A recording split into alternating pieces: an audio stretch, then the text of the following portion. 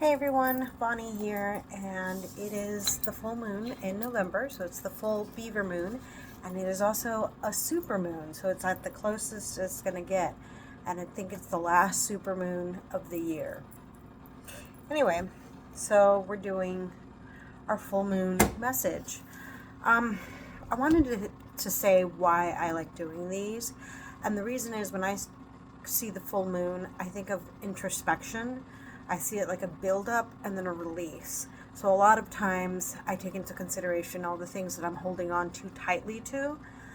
I'm just letting go because sometimes we hold on something so tightly, thinking it'll get better, and we end up choking it.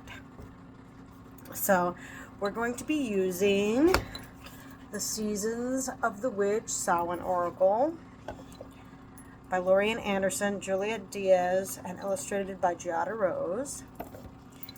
So I'm just going to shuffle these. And I've done a reading before with this deck, and I thought it was very insightful. And I'm really enjoying this deck. I used it for my Samhain ritual just to get into the mood of Samhain and honoring the veil and our ancestors and our past beloved friends, not just family. And I like the messages it brings because it's not all dark. There is positivity in darkness. Okay, so let's see. We have All Hallows Eve. The card says, call upon the voices that stir your senses through the night. Cast an unforgiving howl as you stomp your might through the ground. Let's see what the book says. Okay, I don't want you to sit there while I try to find it. It was the very first card in the deck. And I'm like, wait, what? So its keywords are emotion and summoning. Samhain, Halloween, Feast of Apples, November's Eve, Hallowmas, Shadowfest, All Hallows Eve, all mean different things to different cultures, but have the same intention. A day to honor those who have passed on, as well as celebrating the passing of summer and the coming of winter. On this night, the veil between our world and the next is at its thinnest. Spirits are given a chance to pass over to find their resting place, and loved ones who have passed can visit. We can take advantage of this magical time by harnessing the open energy from the spiritual realms. Communications with spirits and guides are more natural than any other night of the year. It's a beautiful time to deepen a psychic practice or start a new one, or to call on the help of the powers that be. Working magic on this night is likely to lead to success, even if you've never worked a spell before. If you have pulled All Hallows Eve, you are being called to summon your inner magic. The spiritual realm is smiling on you and is waiting to be made use of. Some additional ways to use this energy is to create a Samhain altar that stays throughout the year, or working with one of the correspondences of Samhain. Additionally, you might try working with more profound, darker energies such as crone energy, or dark goddess such as Hecate or Morrigan. Calling on a deity regularly will help you develop the ability to summon power at will. Reversed, you are letting your emotions get in the way of being able to see your situation clearly. Emotion can be useful but also hurtful. Anger might prevent you from working a successful magic spell, or feeling unattractive might put the brake on a love spell. Likewise, a low vibration emotion might cloud your judgment, forcing you to react from an untrue place. The most destructive emotion is self-doubt. Magic needs confidence to work. You have to believe in your power, or the energy will not flow. It's okay to work a spell and not feel the energy.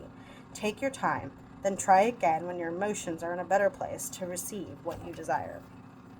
That's interesting. What message do we get from these?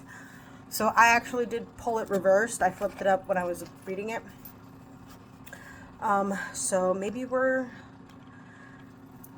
letting our emotions get too much of us. And truthfully, if you're American, you know why those emotions are riled up. The election was not too long ago. And while I was disappointed, I wasn't surprised. I have my reasons, and I'm not going to get into those here. But it was very terrifying for me as a queer person of color. Not only am I a witch, I'm brown, and I'm not straight, and I'm a woman, and I'm overweight. and just a list of problems. And I have mental health issues. But yeah, just, I think it's a time to just kind of reflect within ourselves and take into account that we can't control the actions of others, but we can control the actions of ourselves. And you need to take the steps to do the best you, instead of going all willy-nilly and making it worse. Any situation, really. You have to be more precise and not to be too scared to ask deity for help, or your ancestors for help, or the supernatural for help. That your magic is within you and you can make change. You just have to believe in it. And sometimes it's hard to believe. There's a lot of doubt, especially now in this time and age. You just gotta believe. Do you believe? Okay, no. Anyway, that's the message I have for you today. I hope you have a great full moon and are grateful to be alive, because I sure am. And I hope you guys have a good night. Brightest blessings.